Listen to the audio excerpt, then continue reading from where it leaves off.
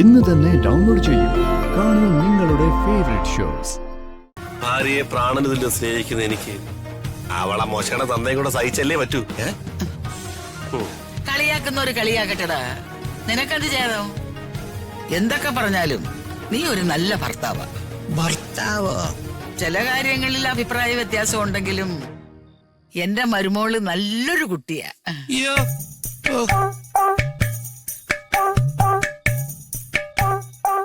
കല്യാണം എന്ന് പറഞ്ഞാൽ ഇങ്ങനെ എന്തൊരു ചേർച്ച.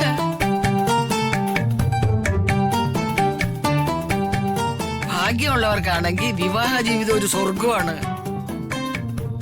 കാലക്കേട് പിടിച്ചവർക്ക് നരകവും.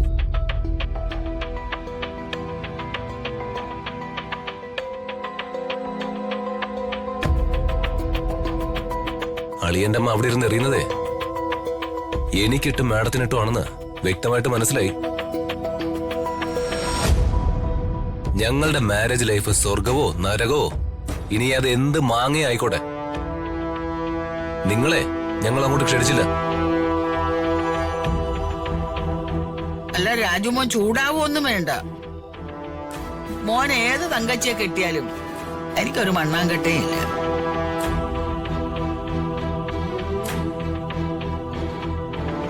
പെറ്റതള്ളയെ കണ്ണീര് കുടിപ്പിച്ചിട്ട് ഏത് മഹാറാണിയെ കെട്ടിയാലും അതൊന്നും ഗുണം പിടിക്കത്തില്ല.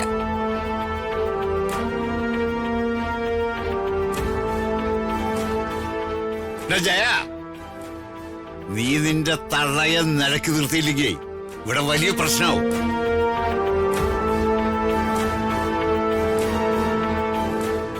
ഇവരുടെ നാക്കേ ഒരു മൂർഖം പാമ്പ. സംസാരിക്കല്ല, വിഷം ചീറ്റ ചെയ്യുന്നത്.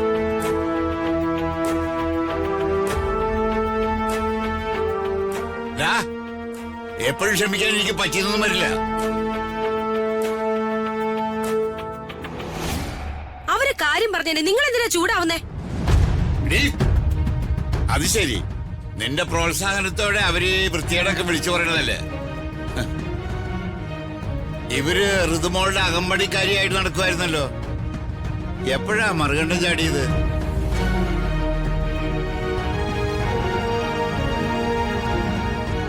എടേ, നീ തീ കൊണ്ടാ കളിക്കുന്നത് കേട്ടോ. ഇവരൊക്കെ കളി കാണാൻ വന്ന കാണികളാ. കളി കണ്ട ആവോളം ചിരിച്ചിട്ട് ഇവരിവരുടെ പാട്ടിന് പോവും.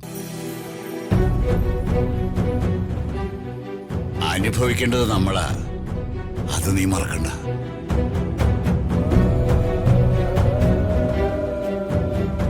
സമാധാനത്തുള്ളൊരുത്തിരി ആഹാരവും കഴിപ്പിക്കത്തില്ല. ആഹാരം കഴിക്കുന്നവര് ആഹാരം കഴിച്ചിട്ട് പോണം, അല്ലാതെ മറ്റുള്ളവരുടെ ജീവിതത്തിൽ കയറി തറയിടയല്ല വേണ്ടത്. എന്നാൽ ഈ ആഹാരം എന്റെ പട്ടിക്ക് പോലും വേണ്ട. വന്നു കയറിയ വയ്യാവേലികളൊന്നും ഒരു സ്വൈര്യം തരില്ല. എനിക്ക് ചത്താ മതി.